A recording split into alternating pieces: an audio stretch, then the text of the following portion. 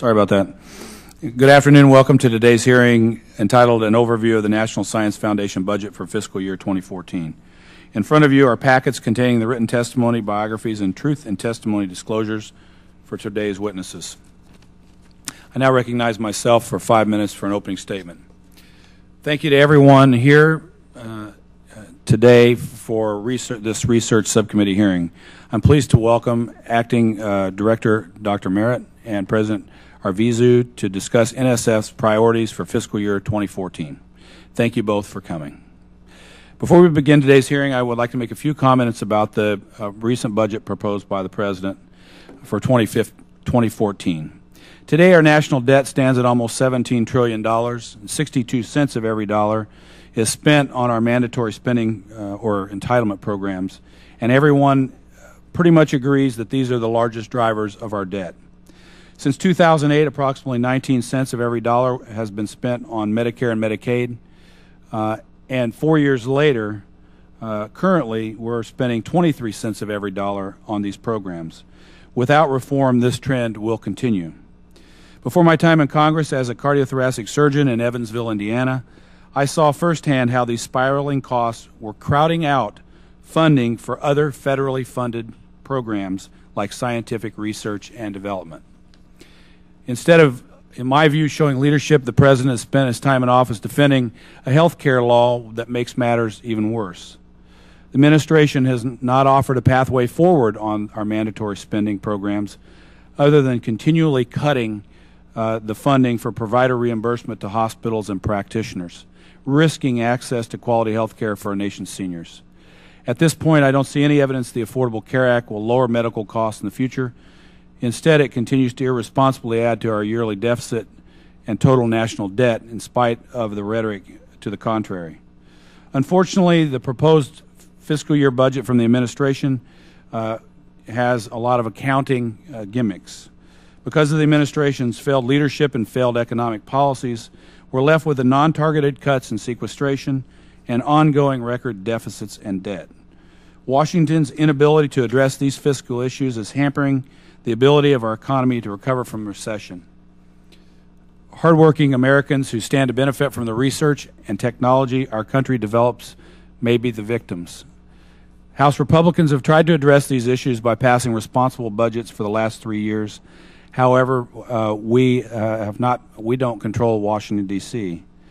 The other budgets offered from our friends on the other side have included higher taxes, more spending, and more importantly for this discussion, don't begin to address the significant drivers of our debt, and that is our mandatory programs. In addition, the budgets that have been proposed never balance. I stress, in my view, if we do not address our mandatory spending programs, funding for all other federal programs will continue to feel the financial pinch. Imagine the high-paying jobs that will result when today's basic science discoveries turn into tomorrow's marketable technologies. Tomorrow's prosperity depends on what we do here today. And back to our present situation and the current year budget for the National Science Foundation. We must now focus on answering what is the appropriate role of the federal government in funding science research. I believe that by asking this and related questions, we can create a stronger, more efficient National Science Foundation, nimble enough to tackle the numerous scientific challenges of tomorrow. As a nation, we must focus our scientific priorities and stretch every dollar for maximum benefit in these tight financial times. As an example, do we need to fund studies such as the International Criminal Court in Pursuit of Justice, $260,000 funded through NSF? I think that's a good discussion to have. These can be luxury things to fund that would be nice to fund if we have the money, but it's not something, in my view, that we need to fund. This type of research may be more appropriately funded through the private sector or other government agencies. Our charge is to ensure the American taxpayer is getting value for their hard-earned dollars that we spend on research through NSF. I strongly support NSF funding in mathematics, physics, chemistry, biology, engineering, cybersecurity, and STEM education, among others. Although the scientific community is not facing ideal fiscal environments, I still believe that America's best and brightest scientists will continue to persevere and produce the innovations and discoveries of tomorrow. We should support the hardworking scientist who stays up all night to repeat their experiments and doggedly pursues their ideas because they believe they're on to the next great discovery and may answer the next big question in their chosen field. I recently visited several universities and colleges in Indiana, including Purdue University and Indiana University, and talked to NSF-funded researchers, and I was impressed. I still have a great faith and optimism in the scientific community, and that its strength will continue and improve. But for American science to succeed, we must be sure that the NSF remains focused on its scientific goals and missions. I look forward to the thoughtful discussion that will ensue. At this point, I'd also like to thank Ranking Member Lipinski and everyone participating in today's hearing. With that, I now recognize the Ranking Member, the gentleman from Illinois, Mr. Lipinski, for an opening statement. Thank you, Chairman Bouchon, for holding this hearing, and I want to welcome Dr. Marrett and Dr. Revizu.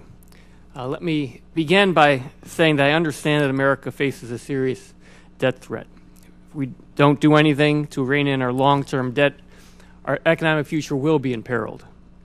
Solving this problem will require some budget cuts.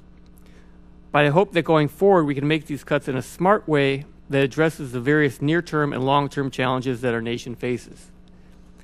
In doing this, we'll have to set priorities. Sometimes when you set priorities, this will mean cutting, spending, and sometimes it may mean increasing investments in areas that deliver real returns for taxpayers. By improving our quality of life, protecting our population from natural and man-made threats, and ensuring our economic competitiveness. Therefore, I'm pleased that the administration's FY14 budget request continues to emphasize science, innovation, and STEM education generally, and the National Science Foundation in particular. Even though NSF has fared well in recent appropriations bills, continued uncertainty over funding levels has hurt scientific progress. The agencies and universities can't plan. Some of the best and brightest give up and leave their labs. And younger generation sees what their mentors are up against and choose a different path altogether. Our own committee will have the opportunity to weigh in on budget and programmatic priorities across the agency as we consider an NSF reauthorization bill sometime in the next several weeks. So I appreciate this opportunity to learn more about the nature and scope of research and STEM education activities proposed in the budget. Let me just comment on a few of the priorities described in the budget. First, you'll not be surprised, I'm excited to see the proposed increase in the I-Corps program. As I've said many times now, I strongly believe that this program embodies the NSF's original mission of both promoting the progress of science and advancing the national prosperity. Although it's only a fraction of a percent of NSF's budget, early results support my long-held belief that I-Corps will yield exponential benefits, helping turn NSF's research investments into new companies and jobs for the benefit of all Americans. Last summer, I hosted a field hearing in Chicago to learn more about this program and its early successes. For my new colleagues who haven't looked at this program in depth, it's important to note that this program educates scientists on how to develop viable commercial products from their research. It connects them with like-minded venture capitalists and entrepreneurs. The final decisions on whether or not to commercialize research still rests with scientists in question, and of course with the private sector, which would fund the ideas. Already we're seeing results with I-Corps graduates such as Neon receiving venture capital funding for a product developed through the program. This public-private partnership is in the best tradition of U.S. science policy, and I look forward to working with the NSF as this program develops. Second, I'm pleased with the continued emphasis on advanced manufacturing at NSF and several other agencies. We must regrow our American manufacturing base, and we will not do it with the technologies and processes of yesterday. But the small and medium-sized industries that comprise a significant portion of our manufacturing capacity can't do it all on their own, and they certainly don't have the resources or capacity to invest in most far-reaching R&D. NSF plays a critical role in funding basic research with potential application to the advanced manufacturing technologies and processes of the future. There are many other interesting proposals in this budget request, including the increased focus on big data, the expansion of the INSPIRE program to support interdisciplinary research, and NSF's plan to begin to implement the OSTP policy memorandum on public access to the results of federally funded research. It's also good to see that all the current MREFC projects are on track, and NSF is moving ahead with the Large Synoptic Survey Telescope. I'll wrap up with a few comments and questions about the agency's proposals for consolidating many of its STEM education programs, both within the agency and as part of the administration's federal-wide STEM reorganization. Mostly, I'd like to hear more details about all of these proposals, because some of them seem to still be rough sketches. For example, with respect to the Consolidated National Graduate Research Fellowship Program, I have no doubt that NSF's own graduate research fellowships will continue without disruption. But I wonder how NSF will work with the mission agencies to ensure that their mission-specific needs are being met through this new Consolidated National Program administered by NSF. I'd also like to understand better what's being proposed for graduate traineeships and what's new about the Consolidated Undergraduate Program, or if it's mostly a repackaging of existing programs. I suspect many of my colleagues will have STEM questions for you today also. With that, I want to thank again Dr. Marrett and Dr. Avizu for being here today. I look forward to your testimony and our discussion. With that, I'll yield back. Thank you, Mr. Lipinski. I now recognize the chairman of the full committee, Chairman Smith, for an opening statement. Thank you, Mr. Chairman. And I want to follow up on your good opening statement in regard to the National Science Foundation funding. We are now in a situation where we must maximize every dollar being spent by every federal agency. Our focus should be on how the federal government, including the National Science Foundation, can maximize the returns from taxpayer-funded research. How can the NSF better prioritize which areas of science and engineering it supports? The NSF has great potential to help American science flourish and thus contribute to our economy and the well-being of our country. But in my view, the NSF has funded several studies that should not have been approved. However, I do not think that we should pick winners and losers by micromanaging grant decisions at the NSF. It is the responsibility of the professionals at the NSF to exercise their best judgment and ensure that only proposals that benefit the taxpayer get funded. It is Congress's job to ensure accountability and transparency for the American taxpayer. How do we avoid micromanaging but achieve accountability at the National Science Foundation? And how do we ensure an environment where the creativity and the determination of our very best scientists is encouraged? Mr. Chairman, let me stop there, but say that I hope that our witnesses will be able to address some of these questions. They're not easy, and it requires, I think, a common understanding and appreciation for what the National Science Foundation does, but also a recognition that we may be able to improve the process whereby the NSF grants are approved. And I'll yield back. Thank you. Thank you, Mr. Chairman. At this time, I'd like to introduce our witnesses. Our first witness is Dr. Cora Marrett, the Acting Director of the National Science Foundation. She's served in this role since January 2009. Prior to that, Dr. Marrett served the NSF as the Assistant Director for Education and Human Resources and the Assistant Director for the Social, Behavioral, and Economic Sciences.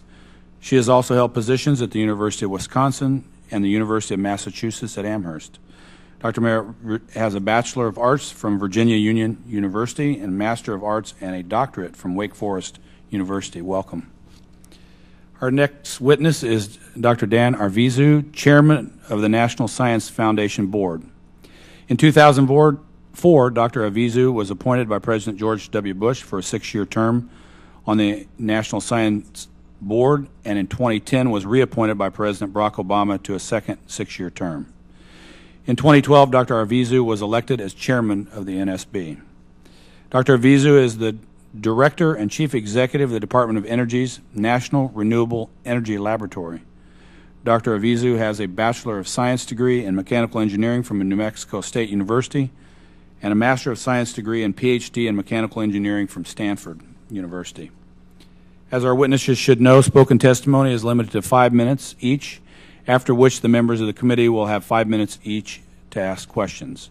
I now recognize Dr. Marrett for 5 minutes to present her testimony. Thank you, Chairman Bouchon, Ranking Member Lipinski, and members of the subcommittee. It is indeed my privilege to be able to be here with you today to present the National Science Foundation's budget for the 2014 fiscal year. NSF is the only federal agency dedicated to support basic research and education in all fields of science and engineering. That wide-angle vision has permitted unprecedented developments over the past 60 years and seems especially imperative for the complex problems and the question that the nation currently faces. Our mission and our reach can be expressed quite simply. We empower the discoveries that keep our nation at the forefront of the world's innovation enterprise. So for more than 6 decades, we have supported fundamental research and education that has pushed forward the frontiers of scientific knowledge. We allocate 94% of our budget directly in support of research, education, and scientific infrastructure. That means we work with a very lean 6% administrative overhead. We invest directly into the nation's research and development enterprise by making approximately 10,000 Marrett-reviewed awards to researchers and educators in all disciplines. It is only with a strong commitment and partnership with Congress, and this subcommittee specifically, that we have created and refined the world's gold standard for science funding, that standard having to be merit review. We greatly appreciate the long-standing support of the full committee, the subcommittee, for the strong model that we have in place. The request before you is for $7.6 billion. This is an increase of $500 million over fiscal year 2012. We know this is an era of fiscal restraints that requires difficult trade-offs. The overall support for NSF reflects the administration's clear determination to build on the nation's history of success in leading-edge discovery and innovation. Most of our funding goes into core fundamental research, but we also make major targeted investments that enable cutting-edge research. These encompass, as we look at the infrastructure that's necessary, these encompass telescopes, ships, other facilities and capabilities. Some of our best examples draw on NSF's legacy of funding visionary computer science. And this is a part of a comprehensive portfolio of advanced computational infrastructure programs, and other resources. In the last year, we launched 3 new advanced facilities. Yellowstone at the National Center for Atmospheric Research in Wyoming. Stampede at the Texas Advanced Computing Center. Thank you very much, Mr. Smith, for being there. Blue Waters at the University of Illinois with Mr. Lipinski. The recently launched Alaska Region Research Vessel, Sekuliak, will soon embark on its first scientific mission. It will explore the Arctic to advance our understanding of the climate and oceanography. Our priority investment in secure and trustworthy cyberspace offers a different kind of example of NSF's contribution to the nation. This program will help protect the nation's critical information technology infrastructure, including the Internet, from a wide range of threats. We are educating the next generation cybersecurity workforce, helping to transition what's been learned in the laboratory into day-to-day practice. The budget request also continues NSF's long history of support for the next generation of leaders in other fields of science, technology, engineering, and mathematics, or STEM education. This is a part of the administration's multi-agency effort to increase the impact of federal investments in STEM achievement. NSF will support the efforts of almost 340,000 researchers, postdoctoral fellows, teachers, and students. More than ever, the future prosperity and well-being of Americans depend on sustained investments in science and engineering. NSF promises to continue to be central to that effort. Mr. Chairman and members of the subcommittee, I hope this summary has given you an idea of how important the National Science Foundation is to our nation's progress, and I look forward to the dialogue that will follow. Thank you. Thank you for your testimony. I now recognize Dr. Arvizu for 5 minutes to present his testimony. Thank you, Chairman Bouchon, Ranking Member Lipinski, and members of the subcommittee. I appreciate this opportunity to speak with you today in support of the National Science Foundation's FY 2014 budget. I'm Dan Arvizu, Chairman of the National Science Board and Director and Chief Executive of the Department of Energy's National Renewable Energy Laboratory. And with your concurrence, I submit my written testimony to the record, please.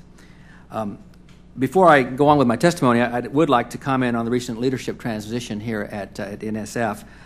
Dr. Subra Suresh, who many of you know, an extraordinary leader, will be missed. But I wanted to also acknowledge that Dr. Cora Marrett has more than capably managed a very smooth transition and continues a strong working relationship both with the board and the NSF senior management. And I've worked closely with Cora now for more than 9 years, and I believe her experience and dedication to the foundation will serve the nation well. Mr. Chairman, on behalf of the 25-member National Science Board and the engineering and science and education communities that we represent, I'd like to thank the members of this subcommittee for their long-standing support of the National Science Foundation. My colleagues on the board and I do not take this continued support for granted. And our top priority is to provide the strong governance and proper stewardship of this most important taxpayer investment. For over 60 years, NSF has seeded our nation's innovation ecosystem by funding the transformative research that underpins long-term scientific and technological progress. With the support of Congress, NSF has always focused on funding the best science through a rigorous merit review system and by encouraging scientists and engineers to submit their most innovative proposals. Although businesses fund over 60% of total R&D in the U.S., only 5% of that goes to basic research. Here the federal government plays a critical, complementary role, accounting for more than half of all the basic research in this country. This is especially true for knowledge and technology-intensive, or KTI, industries that produce 1/4 of the U.S. GDP and employ about 20 million U.S. workers with very high-paying jobs. The NSF 2014 budget request reflects a strategic commitment to supporting the best basic research, economic growth, job creation through innovation, and globally competitive science and engineering workforce. The board believes that the priorities on this proposal reflect a clear commitment into investments that strengthen our nation for the long term. I would particularly ask for your support for full funding for the NSF's Agency Operating and Award Management account. I note that although the number of proposals received at NSF has increased over 60% in the past decade, the foundation still replies to roughly 78% of those within the first 6 months of having received them, which exceeds the goals that we've set for ourselves. The proposed increase would help NSF process an increasing number of proposals in the way that protects taxpayer dollars while keeping our overhead rate at the very lean 6% that Dr. Marrett mentioned. I'll refer to you to more details in my written testimony for more of the other things that I'd like to say, but I would like to take this opportunity to briefly comment on the FY13 continuing resolution. In that bill, the bill restricts the NSF on what it could fund in political science. While NSF and the National Science Board fully will comply with the law, and I would like to understand that is important to all of us, I would like to also raise concerns about how these strictures could undermine the merit review process and the progress of science.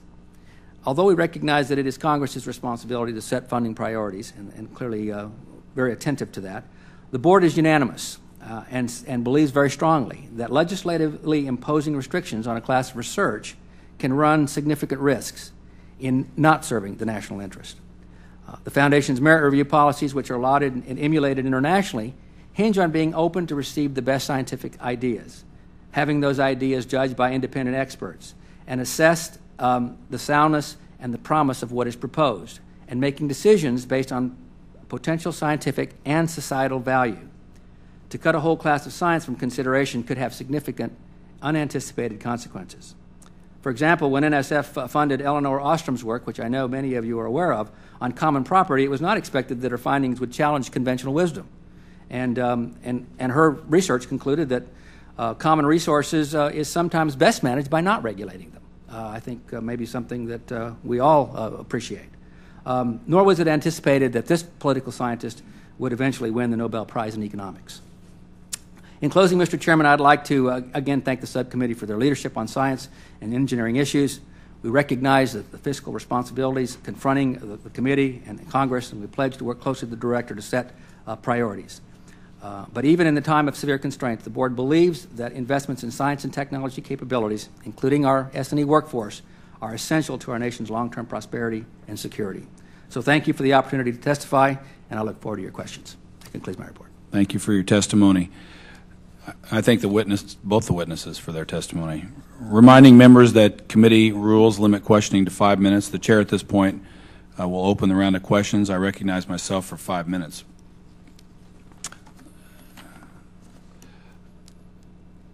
Dr. Marrett, I fully support the hypothesis-based, data-driven research to better understanding traumatic brain injury, Alzheimer's, epilepsy, autism, and a whole host of other brain-related ailments. It's very important research as a medical professional. However, I'm concerned about the lack of focus and clarity in the President's brain initiative, especially as it concerns the NSF. How will we ensure there'll be a sufficient focus going forward and that we're not just fishing around for ideas? Thank you for the question. And in fact, we're more than willing to get back with more details because this happened to have it fits quite well into what was already on the NSF agenda. We've been investing in neuro and cognitive science for some time, gave a presentation to the Science Board to indicate the directions that we have in mind, and thus what we intend to do in connection with the BRAIN initiative will follow through on what the program of research already has been at NSF. So for us, it is a wonderful way for being able to articulate, and as you know quite well, the idea of being able to address questions about Alzheimer's, autism, those are far into the future. We do not have the models, the tools right now to get to that level. The amount of fundamental work that's required is something that we are investing in. It is not a matter then for us of a fishing expedition, but as I said, we're more than willing to provide you details on what the NSF portfolio will be with reference to the BRAIN initiative. Thank you. And I'm one of the researchers at Purdue University I just met with is doing research on football helmets, which is obviously been on the front page recently as it relates to chronic traumatic brain injury funded by the NSF. The next question, in your budget, you have $372 million being spent on clean energy research. This includes research related to smart grid, energy use, energy efficiency. How are you working with the DOE Office of Science to ensure that we don't duplicate research with our funding efforts? And are you encouraging collaboration between the appropriate offices at NSF and DOE to make sure that this doesn't happen? We work very closely with DOE, with several offices, from the Office of Science at DOE and support of CERN in Switzerland, with the Office of High Energy Physics. The connections are very deep that we have. We pay a lot of attention to the matters of ensuring that there isn't the duplication.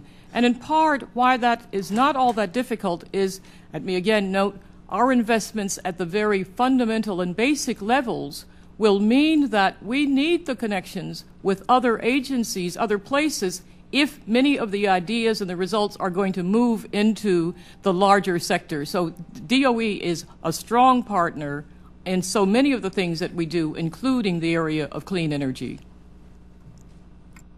Thank you. Dr. Arvizu.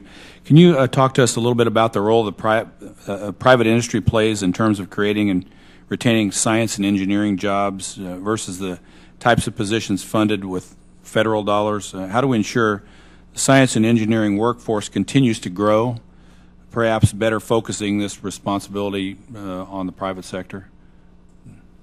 Yes, thank you, Mr. Chairman, for that question. I think it's very clear that one of the long-term benefits that you get from funding basic research is the societal benefit that ultimately finds its way into service for the public good.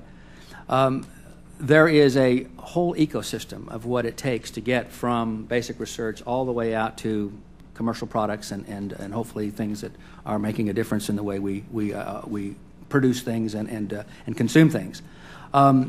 There is in many respects a series of barriers that sometimes mitigate the quick adoption of technology. So in the case of the work that NSF does with ICOR, for instance, there we're trying to help researchers find those pathways, which are typically more driven by the private sector through public-private partnerships many times, state incubators, university research programs, where there actually are mechanisms already in place that the private sector would fund, access to venture capital, those kinds of things that help that technology move more quickly. And the work, I think, within the government's role, and specifically for the National Science Foundation, is to help facilitate that. I think we don't want to lose track of the idea that the mission objective of NSF is really to do fundamental work, to do basic discovery science. Thank you. I now recognize Mr. Lipinski for 5 minutes for questions. Thank you, Mr. Chairman. I'm going to surprise everyone, first of all, by not asking a question on ICOR right now. If you were here this morning, you know we talked about that. I talked about an opening statement, but let's go to talking about funding for social, behavioral, and economic sciences. And, of course, I have to disclose I do have a PhD in political science and at one time had an NSF grant, a very, very small one, when I was in grad school. But as Dr. Vizu had mentioned about the amendment in the House, well, the amendment in the Senate, we did have an amendment in the House to funding political science research, which didn't wind up going through, but then the Senate version that limited the grants to those promoting national security and economic interests. We had the majority leader of the House talk about questioning the funding of social sciences, and Dr. Vizu, you point out Eleanor Ostrom, political scientist who got NSF funding, received NSF funding, won the Nobel Prize. I could point out NSF-funded research by L. Roth and others who did research in a kidney exchange matching program that led to over 125 kidney transplants since 2007. Research that directly saved lives, and he received the 2012 Nobel Prize in Economics for his work. So there's a lot of social science work that we could talk about that does have an impact, a direct impact on people's lives. So I want to give Dr. Marrett the opportunity to talk about the value of social science research, why the NSF funds it. And the other thing is, first I want you to start out by telling us what percentage of NSF funding goes into the SBE Directorate. So, Dr. Marrett, if you could. All right. I'll get you the exact percentage, but of the $7 billion budget for NSF for the social, behavioral, economic sciences, it's just over $259 million. So this is not the large fraction of the support in these fields. Now, when I think about the social, behavioral, economic sciences, let me start with our notion of what is important when we think of science. Science, we especially emphasize, has to do with using an approach that is systematic, orderly, it is theoretically driven, and it is the findings, there is replicability. So it's more in the approach that one takes than the phenomena that would be considered. That means that you can apply this approach to any number of areas, fields, questions. And that's the way in which we say then The social behavioral economic sciences follow the same model that one sees for the physical sciences, for the life sciences, for engineering at the National Science Foundation. Now, what about the investments? It's possible to talk about the particular kinds of projects, as we often do, but it's also very important of the link to this other concern we have, and that's attracting people's interest, attracting young people often. Even though for the National Science Foundation and for decision makers, we often think about science and engineering being important for the innovation in the nation. But I've said on more than one occasion, I can't think of very many 10-year-olds who will say, I want to be a scientist or engineer so I can innovate for the nation. No, it's more about the attractiveness of the kinds of things they have a chance to explore. And that exploration that can take place, we call it the chance for the authentic experiences. The authentic experiences can occur through any number of realms, and that's where we've discovered that the social behavioral sciences, along with, again, the life sciences, physical sciences, become important means through which any number of young people, older people as well, get to understand something about the way in which processes occur and can question, can understand the dynamics that can be at play. So that's probably a longer way around to what was a very interesting question about what we have in mind. And that's why we remain so committed to the notion of we want to see that the best work is done in all fields because of the consequences that can be there, yes, for the problems the nation faces, but also for the curiosity that we often have as human beings about the worlds we inhabit, the worlds that we create. Well, very quickly, I'm out of time. Thank you, Dr. Marrett. But I wanted to, I came from an engineering background, had a couple degrees in engineering before I went into political science. But I understand that there are issues. We were just talking about, we had two bills on the floor yesterday. One was Cybersecurity Enhancement Act that I did with Mr. McCall. And one of the important things to look at is, yes, we think about this as a technological issue, but one of the biggest issues in cybersecurity is internet hygiene, computer hygiene. That is what people are doing, the mistakes people make, that humans are the weakest link in there, and that's getting into the social sciences and trying to figure out how we shore up security when it comes to human beings, which could unravel the whole whatever we do on the technological side. So that I'll yield back. Thank you. I now recognize Mr. Stockman for 5 minutes.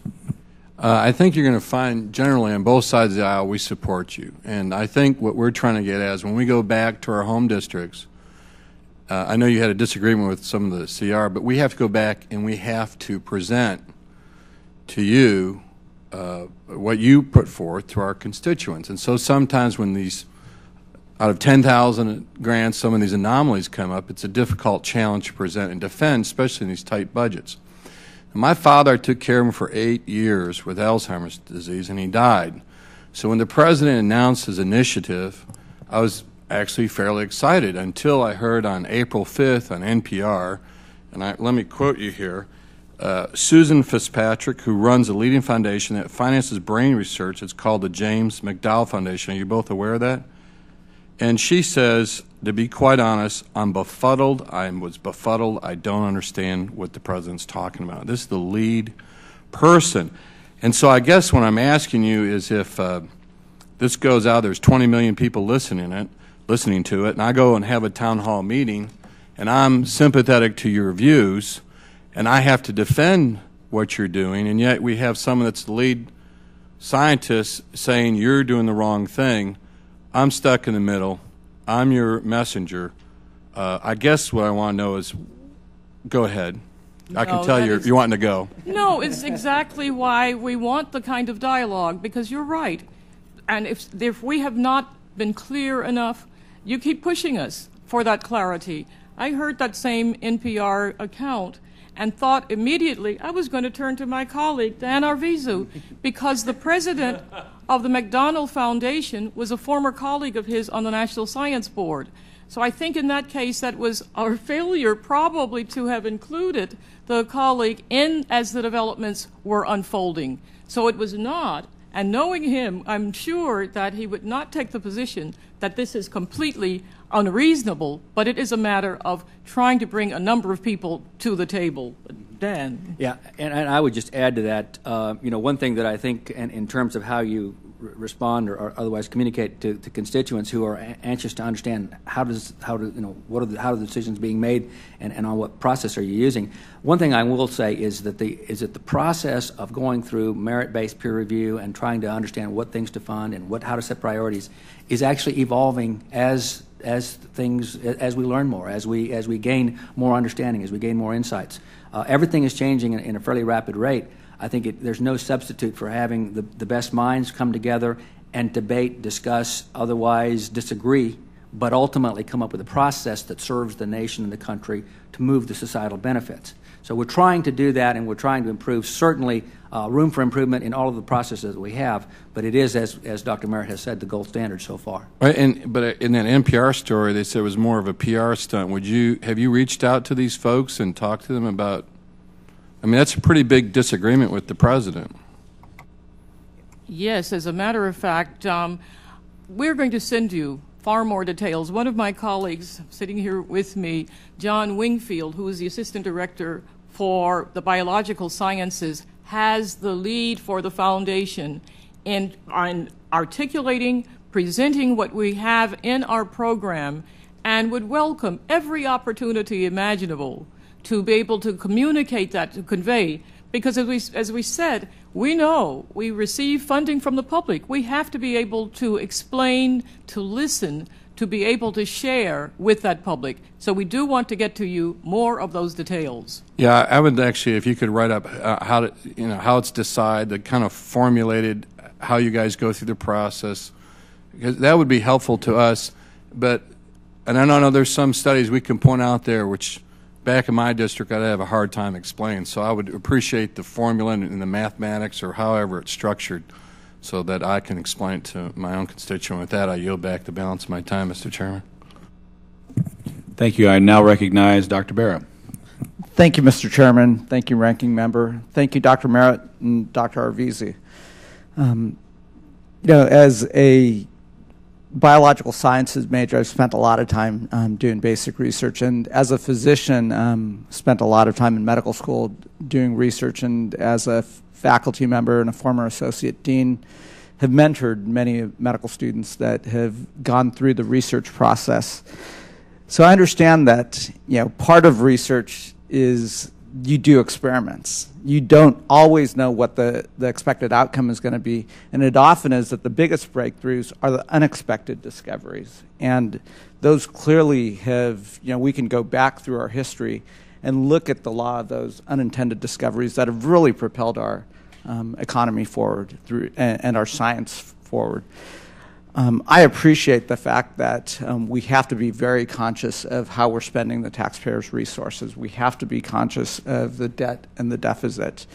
So we do have the resources to invest and make strategic investments. But it can't just be a discussion of cutting versus raising revenue. It also has to be a discussion of where can we get the best return on our investment. And throughout NSF, the Science Foundation's history, we see these discoveries. I'll quote a simple example. In the 1990s, the NSF led a multi-agency project for Digital Library Initiative. There were 2 young Stanford University grad students that participated in this. One, Sergey Brin, was funded by an NSF fellowship. I don't have to. History is going to tell you what that research led to. It's a company called Google that is now worth over $200 billion and employs over 30,000 individuals. It's transformed how we live. There's countless examples of those unexpected discoveries that have spurred innovation and moved us forward. We can look at advanced manufacturing. It was NSF-funded research that produced one of the first 3D printers. I had recently had the ability to go visit my alma mater at the University of California, Irvine, and visit the engineering department. And it's amazing what they can do now. And the applications of the 3D printing and the advanced manufacturing is really going to propel us forward, both in my profession as a physician, but across the board. Dr. Marrett or Dr. Arvizu, can you give us a few other examples of areas that NSF is focused tackling some of these challenges forward, on the issue of agribusiness, on the issue of, honeybees and so forth? The list could be so long, I hardly know where to start. We actually produce publications around exactly that. There is a whole process we've used called traces, in which you could trace back. Here's a given development and what led to that. So you've seen that a lot in what we've shown in the whole area of cognitive tutors that started with just some very fundamental work out of cognitive science that continued to be refined, that led finally to this whole notion that it's really, there is the company, there are the things that are done financially out of that about how you improve the whole tutoring process. We've cited time and again another that started with just some very basic research out of the conceptual notion of game theory that led to the use of the auctioning the radio spectrum, a process that has brought now billions of dollars to the U.S. government. We have then any number of ways in which it's quite possible to have some outcomes you just never anticipated. And as all of the examples show, it usually takes time. So these aren't things that happen all of a sudden, that it's matters usually of continued investment in areas, but there is no shortage of the kinds of examples, and my colleague is ready to offer some others. I'll just give you the short version here. Lots of technology that relates to the internet, web browsers, Doppler radar, magnetic resonance imaging, DNA fingerprinting, barcodes, to name a few. There's a host of others. Well, thank you. In order for us to maintain this competitive advantage over the rest of the world, we are the most innovative country in the history of our planet. We have to continue making these investments to make sure we continue to lead the world in innovation. And with that, I yield back, Mr. Chairman. Thank you. I recognize now the chairman of the full committee. Thank you, Mr. Chairman. I don't know if it's been covered or not, but I'd like to go back to the subject that I raised in my opening statement and ask both witnesses, if I could, for suggestions. Help us come up with a way where we can try to discourage the approval of National Science Foundation grants that don't benefit the American people or our economy or our science discoveries or any of those things that we would all agree upon. And I actually mentioned it this morning at a full committee meeting with Dr. Holdren, but you have these examples, and I think I've got 50 of them, but the two or three that I recall right now is the grant that was approved to study National Geographic photos of animals from 1988 to 2008. I love National Geographic. I love seeing the photos of animals, but should that study be conducted at taxpayer expense? The other one was, I think, the labor force in China in the 16th, 17th, and 18th centuries. Is there something we can do to make sure, and maybe it's the approval process, maybe it's expressing Congress's sentiments, what can we do to better the approval process so that the American people will agree that their taxpayer dollars are being spent in a worthwhile way? And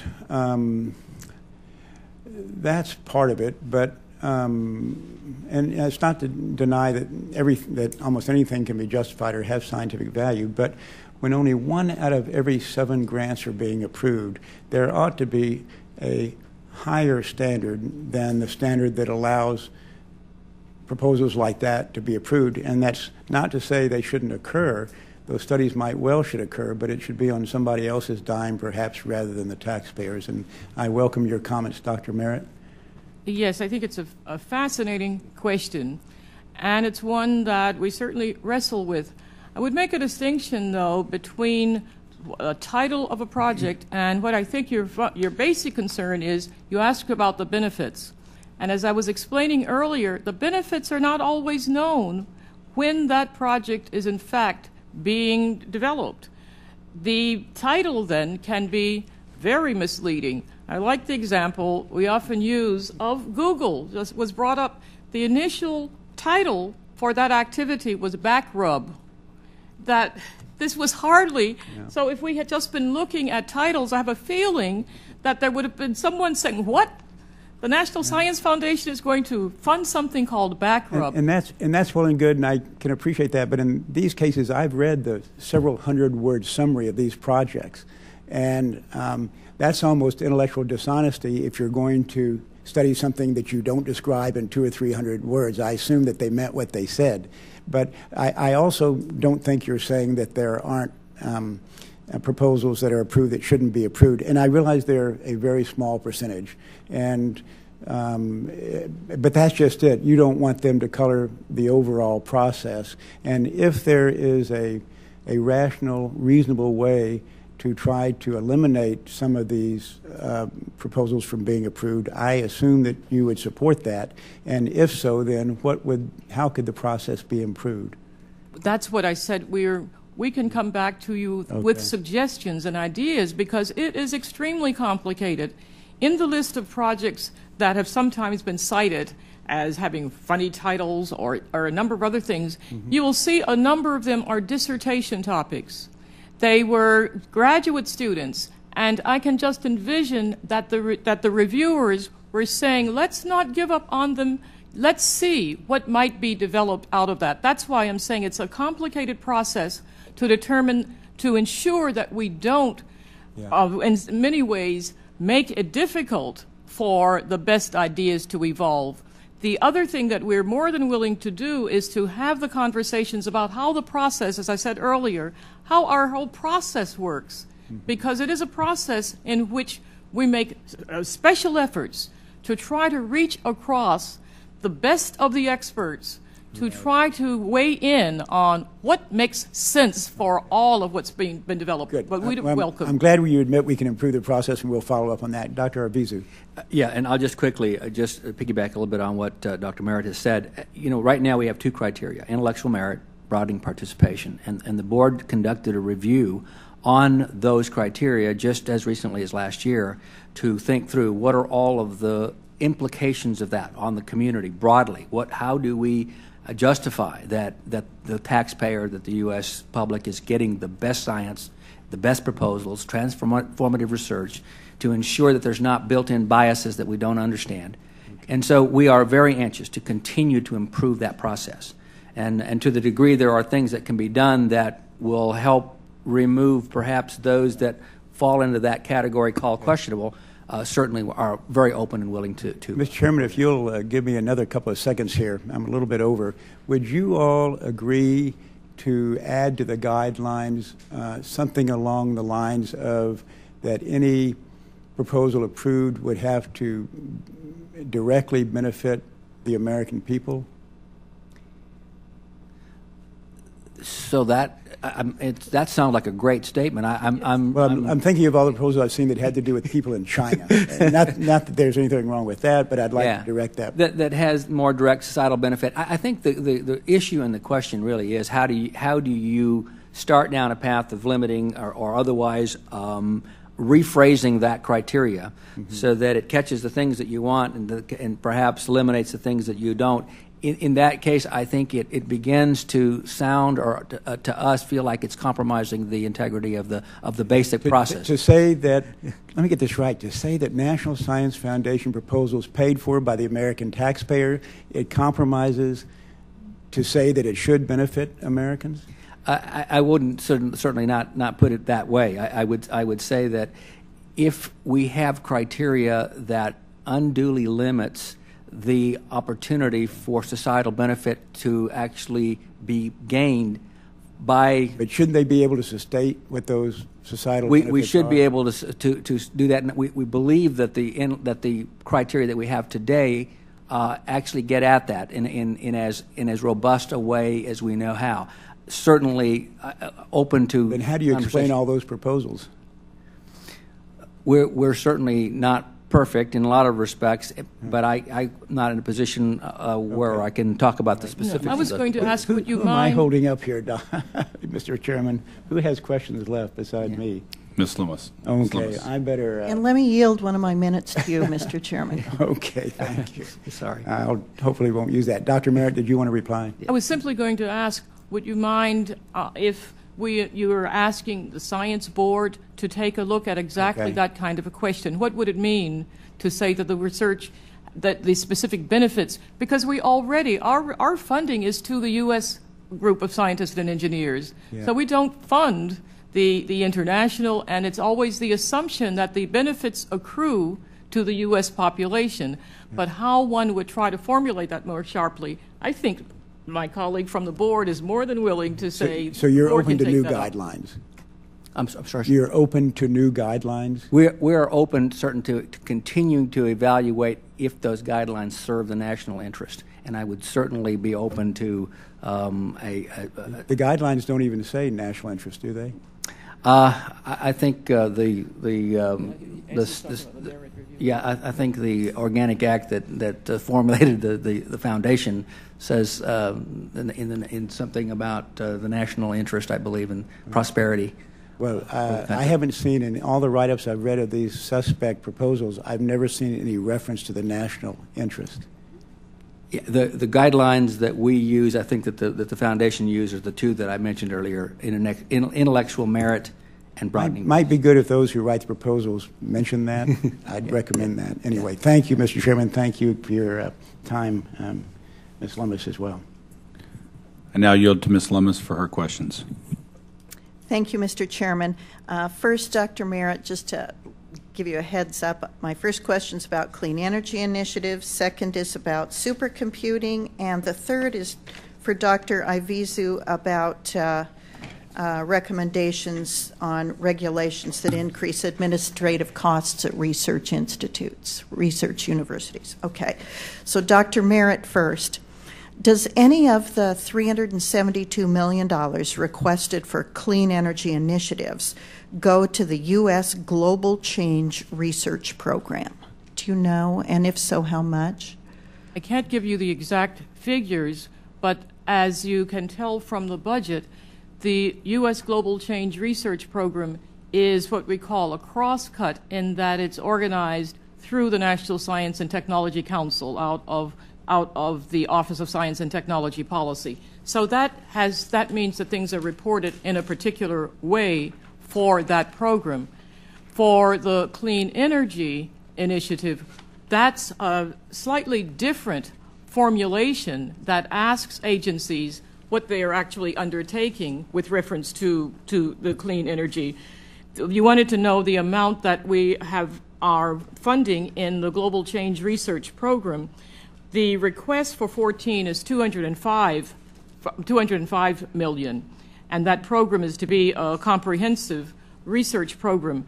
But I think your other question is the link between that and the clean energy. And if my colleagues here don't have the answer for me right now, they will have it either in a short time. And I appreciate that. I know that's a very specific question, so if you could follow up with my office on the answer to that question, at your convenience, at your earliest convenience, that would be great. Dr. Marrett, now turning to supercomputing. What portion of your budget deals with supercomputing? Or maybe I should put it this way. What is the budget for supercomputing? Probably the easiest way to describe that is the budget for what is now the Division for Cyber Infrastructure. Now, that includes, but I'd have to modify that a bit because that's not just about supercomputing. that we've been especially moving in recent years to try to ensure that the infrastructure, the information infrastructure, is going to be what's available and useful for all scientists and engineers. Supercomputing had turned, for some of what was developing was for the very high-end user. And we had other than high-end users. But again, the exact budget they will give me momentarily. Okay. And I appreciate that, because I know I'm asking really specific questions. Dr. Arvizu, question for you. I note that there was, about a year ago, a report called Research Universities and the Future of America. And it had in it 10 recommendations, one of which, recommendation 7, reads as follows: reduce or eliminate regulations that increase administrative costs, impede research productivity, and deflect creative energy without substantially improving the research environment. Can you describe the task force work, the task force on administrative burdens, and what it's found with respect to unnecessary burdens on research universities? Thank you, Congresswoman Loomis, for that question. That's a topic of great interest to us at the board, and so we've put together a subcommittee that will focus specifically on trying to understand that, which you refer to as our Administrative Burdens Committee. The findings to date are still very, very preliminary. In other words, we've just started the investigations. We've held already some workshops. We will hold more. There are a number of board members who are very active in the community and are very anxious and interested to get at that. But we will give you a full report on the findings of that task force as soon as they come available. Right now, it's still in the early stages. Great. And Mr. Chairman, for all 3 of these questions, which I know were specific, I'd be really grateful if you'd sort of flag that Congressman Lummis is interested in this. Will. And it would be just really terrific if you'd follow up with me, certainly when your findings become more solidified rather than preliminary, and because I have a tendency to jump the gun a little bit, and I want to make sure you have time to be really confident in your recommendations.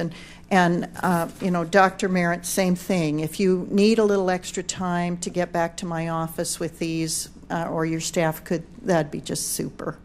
I will tell you right now, for the academic cyber, the advanced cyber infrastructure division that I was describing, the budget is $225 million.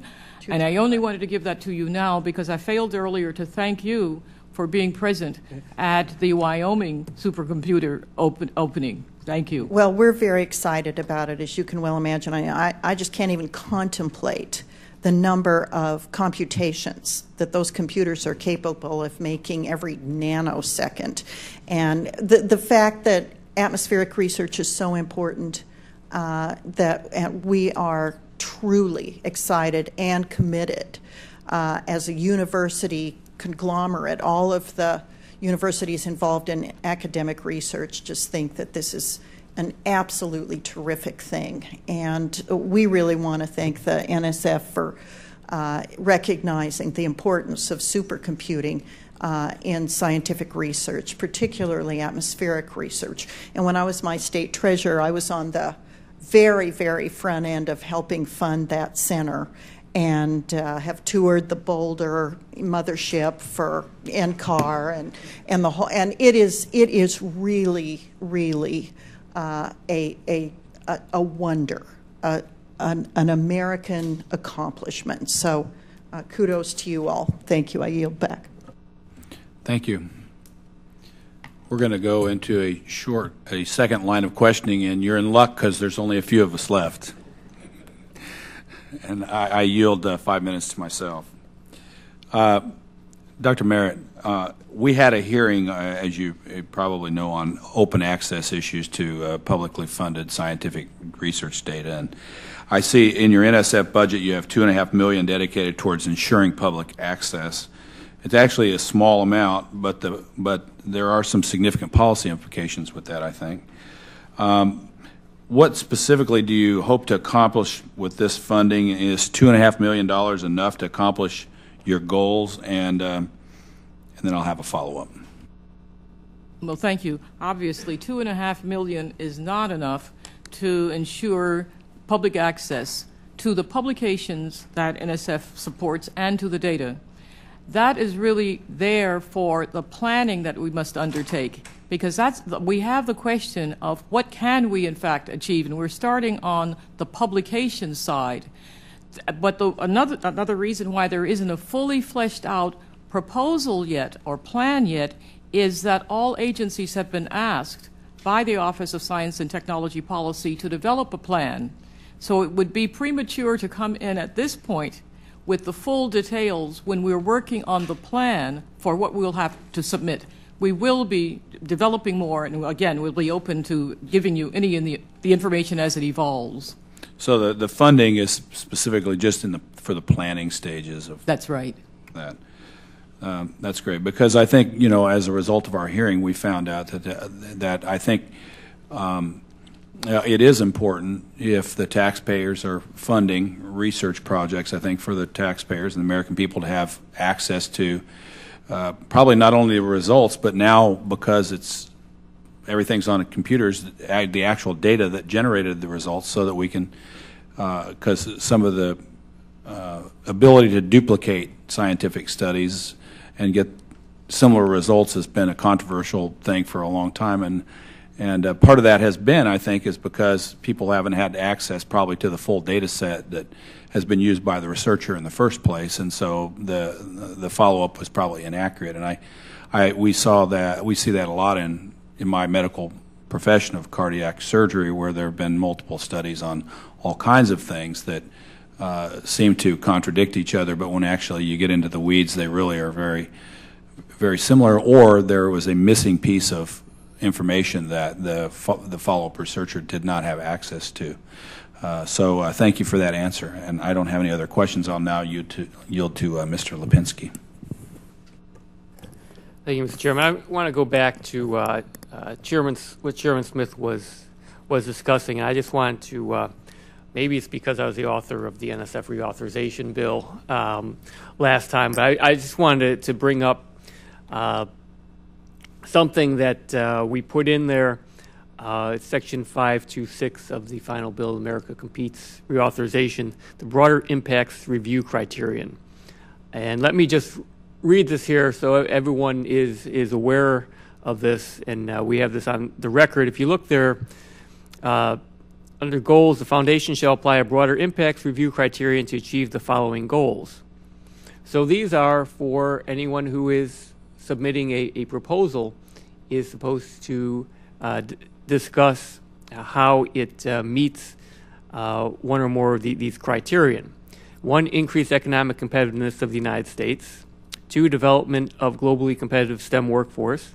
3, increased participation of women and underrepresented minorities in STEM. 4, increased partnerships between academia and industry. 5, improved pre-K through 12 STEM education and teacher development.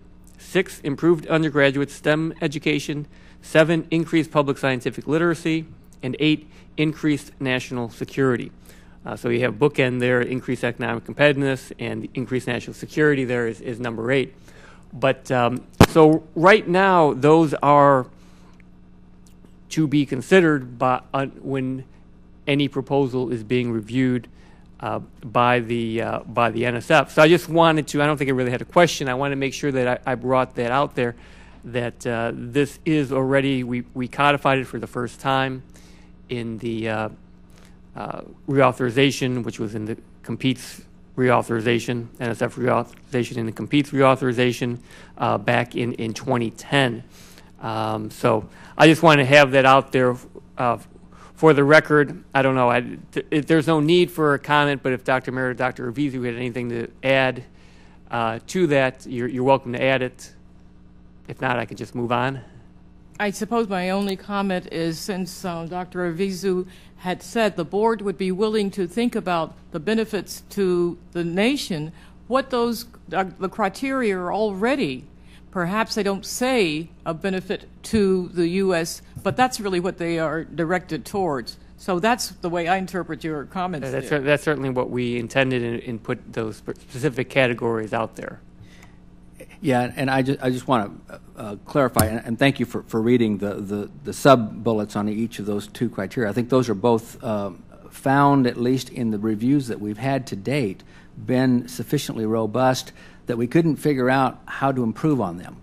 Certainly willing to listen to suggestions about how to improve them, but the last review went through this process and looked at it and said that really achieves the results that we were trying to accomplish. Still, I'm open to the idea that there would be opportunities to improve on that, but again, it's a subject of debate and discussion. The board is made up of 25 members. Each of them have a different perspective on how we do approach scientific and intellectual merit, and I think to a large degree, the value that the board brings is the diversity of opinion. And when they come together and they codify this, and that kind of is the latest position that we take. Certainly, continuous improvement requires that we go back and revisit those on occasion. And I certainly won't claim that I am perfect, and we were perfect in putting this together in 2010, but certainly I think we certainly gave a lot of consideration to this, and if there are suggestions on how this can be improved, I think we should all be open to that. I think with that, I will yield back. Thank you. I'd like to say in closing that thank you for your testimony. It's valuable testimony to the committee. Also, thank the other representatives from the National Science Foundation who are here today, and there's a whole row there. And that as chairman of the subcommittee, I fully support, obviously, scientific research, and I think that we want to make sure that as the federal government, we're not short-sighted in our role as it relates to funding basic science research. We've had a couple of hearings where people from the private sector that spend quite a bit of money on research did tell us how important the NSF still is and will continue to be when it comes to funding basic science research for the future of our country. And thank you again for coming. Thank the members of the committee. The members of the committee may have additional questions for you, and they'll ask you to respond to those in writing. The record will remain open for 2 weeks for additional comments and written questions from the members. The witnesses are excused, and the hearing is adjourned. Thank you all.